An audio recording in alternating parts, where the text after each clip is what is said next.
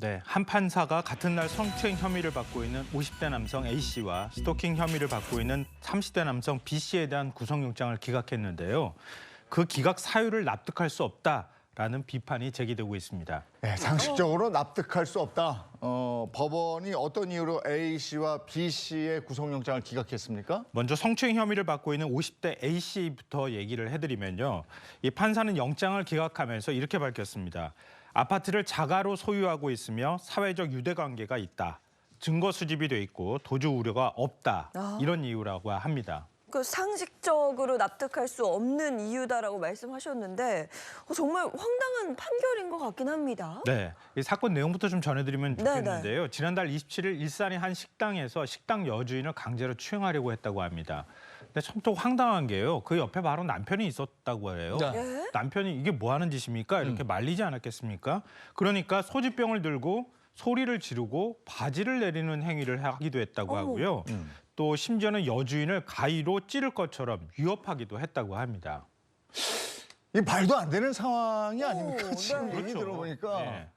근데 어쨌든 경찰 조사에서 50대 남성 A씨에 대한 또 새로운 사실이 드러났어요. 네, 신고를 받고 경찰이 네. 출동해가지고요. 결국 이 남성을 현행범으로 체포했는데요. 당연히 전과 기록을 조회하지 않았겠습니까? 조회해봤더니 전과 11범이었다 그래요. 그 굉장히 전과가 많았던 사람이었는데요. 1년 전 저지른 범죄로 사건 당시 집행유예 기간이 남아있는 상태였다고 해요. 이런 경우에는 이런 사람들은 만약에 기소가 돼서 법원에서 재판을 받게 되면 집행유예 기간까지 합쳐서 형을 살아야 되는 거잖아요. 그럴 정도의 상황이었는데도 불구하고 판사는 아파트를 자가로 소유하고 있기 때문에 구속영장을 기각한다. 이렇게 어이가 없네. 판단을 했다고 하는 거예요. 네. 그래서 이게 과연 맞는 건가? 네. 그러면은 거꾸로 말하면 아파트가 없는 사람들은 글쎄 말. 그냥 구속돼야 되는 건가? 이런 의문이 떠오를 수밖에 없잖아요. 네. 자, 그렇다면 스토킹 혐의를 받고 있는 이 30대 남성 B씨. 이 사람은 어떤 이유로 구속영장 기각된 거죠? 이 사람은 스토킹 혐의를 받고 있어요. 근데 판사가 밝힌 기각 사유는 이렇습니다. 사회적 유대관계가 있으며 부모의 도움을 받고 있다. 현재는 피해 여성이 살고 있는 곳과 다른 지역으로 이사를 갔다. 피해 배상을 할 의사를 강하게 표명하고 있으며 그럴 경제적 여력이 있을 것으로 보인다.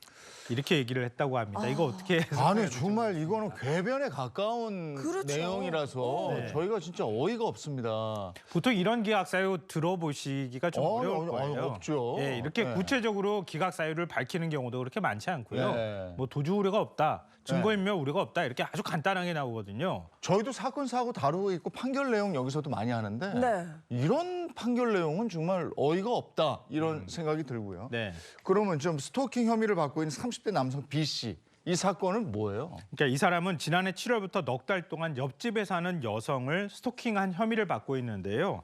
그러니까 집 창문에서 이 여성을 몰래 촬영하기도 하고요. 또 이것도 모자라서 그 여성 집에 침입해서 불법 카메라를 설치하는 일까지 벌였다고 합니다. 아니 앞으로 뭐 스토킹 범죄를 강하게 처벌하겠다 이렇게 이야기를 해놓고 이건 무슨 경우인가 싶은데 집에 몰래 들어갔다는 건 이거는 주거 침입죄에 해당하는 거 아닌가 그렇죠. 싶고요. 네, 맞습니다. 네, 그리고 스토킹 혐의까지 있는데 구속영장 기각이라뇨. 이거 발부 기준이 좀 궁금해집니다. 이미 많은 분들이 익숙하실 거예요. 정치인들 구속영장 기각하거나 할 때 네. 뭐 판사가 이렇게 밝혔다더라 이런 얘기들은 아마 기사를 통해 많이 아셨을 것 같은데요. 형사소송법상 구속영장 발부 기준은요 3가지입니다. 범죄의 중대성, 증거인멸 염려, 도주 우려.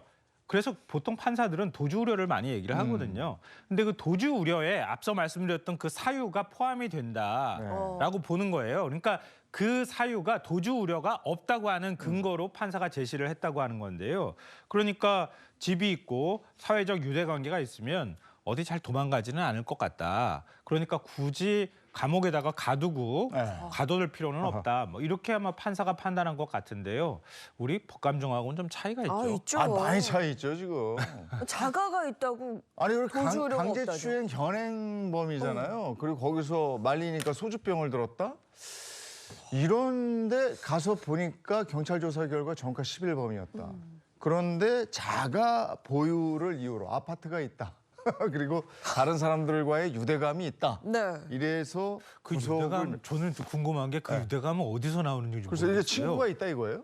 어떤 친구들인지도 이렇게 궁금해요. 유대감이 있는 거지. 아 그것도 아닌 것 같고 지금 이 스토킹 범죄 같은 경우에도 여성이 이사를 갔잖아요.